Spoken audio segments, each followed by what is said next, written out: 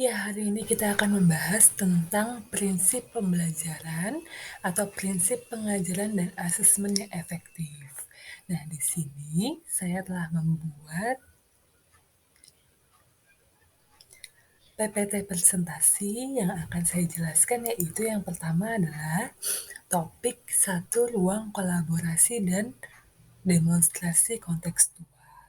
Nah, pada topik ini terdiri dari beberapa pembahasan, di mana yaitu ada pembahasan bagaimana konsep pembelajaran, paradigma baru, dan asesmen yang efektif.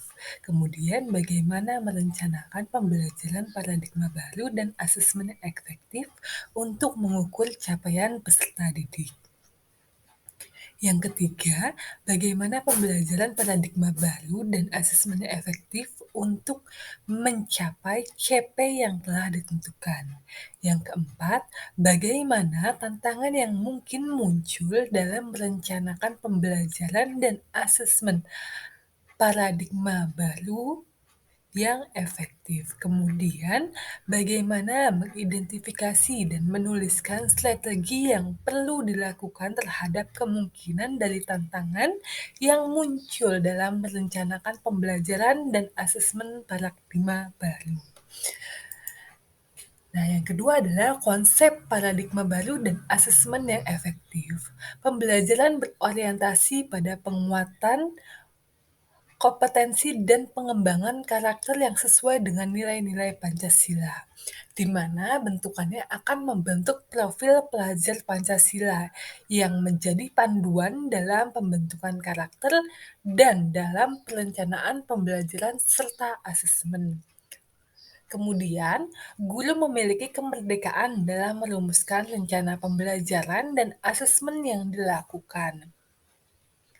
Proses pembelajaran paradigma baru dilakukan melalui rangkaian siklus dari pemetaan standar kompetensi, perencanaan proses, dan perencanaan asesmen.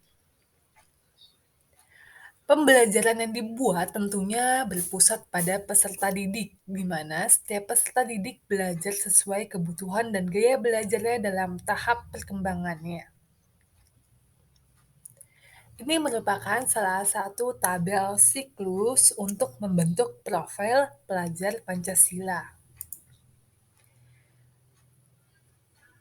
Asesmen yang efektif untuk mengukur capaian pembelajaran.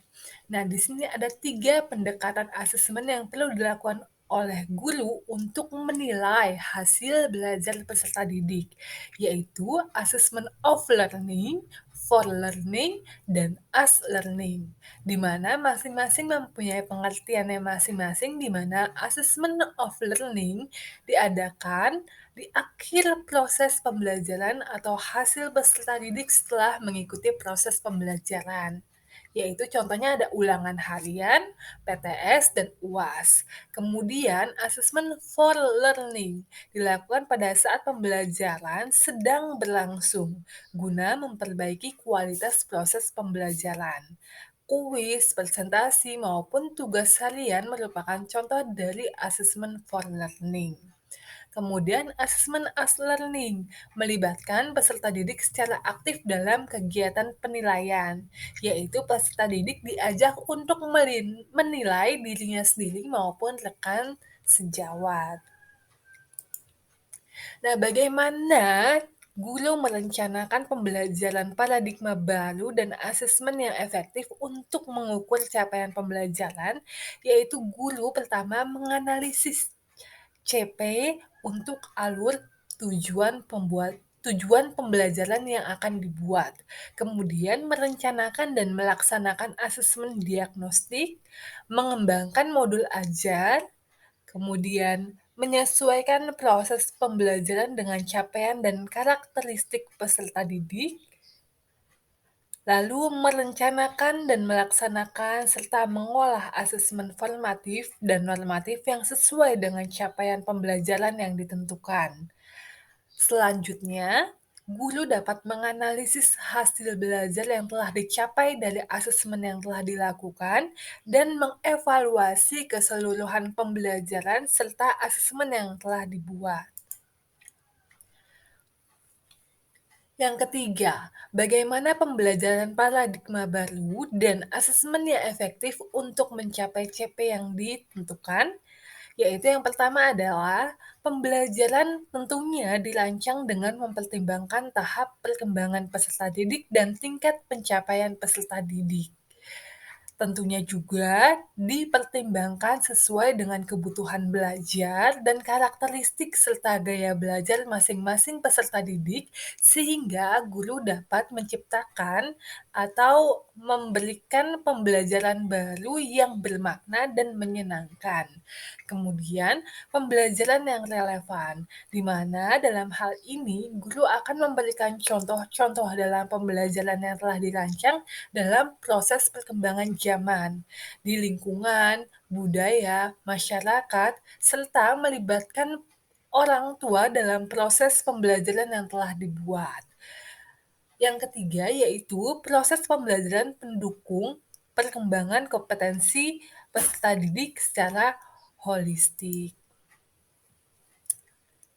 Nah, yang keempat di sini adalah tantangan yang mungkin muncul dalam merencanakan pembelajaran dan asesmen paradigma baru. Nah, tantangan yang kita lihat itu tentunya adalah karakteristik peserta didik yang beragam, menimbulkan gaya belajar peserta didik yang berbeda-beda. Kemudian, dari sisi fasilitas, apakah sekolah itu telah mendukung dalam proses fasilitas sehingga dapat memudahkan guru dalam merencanakan proses belajar, namun jika fasilitas yang dihasilkan tidak mendukung, maka guru dapat mengambil strategi-strategi lain untuk mendukung fasilitas yang harus dilakukan oleh guru. Kemudian alokasi waktu, di mana ada beberapa hal dalam suatu proses pembelajaran yang tentunya tidak lepas dari manajemen waktu seorang guru. Nah, di sini banyak sekali kendala ketika kita melakukan pembelajaran bahwa alokasi waktu tidak sesuai dengan jumlah materi yang diberikan. Nah, selanjutnya bagaimana sih strategi yang perlu dilakukan tentang kemungkinan tantangan yang muncul dalam merencanakan pembelajaran?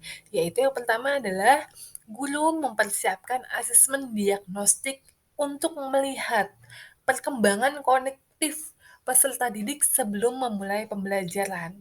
Kemudian, guru menganalisis profiling, karakteristik, gaya belajar melalui pemberian instrumen maupun pendekatan sehari-hari.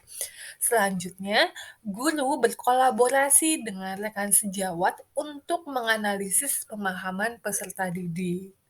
Selanjutnya lagi, guru menentukan strategi, model, media yang digunakan dalam pembelajaran dan dibuat bervariasi sesuai dengan kebutuhan peserta didik dan juga sesuai dengan fasilitas yang telah digunakan di sekolah. Kemudian, guru mengelompokkan peserta didik dengan gaya belajar yang sama agar dapat menerapkan variasi strategi pembelajaran. Kemudian, penyusunan asesmen dibuat bervariasi sesuai kemampuan kognitif anak berdasarkan tingkat pemahaman peserta didik sesuai dengan asesmen-asesmen yang pernah dilakukan. Ya, terima kasih atas kegiatan pada pagi hari ini. Semoga bermanfaat. Wassalamualaikum warahmatullahi wabarakatuh.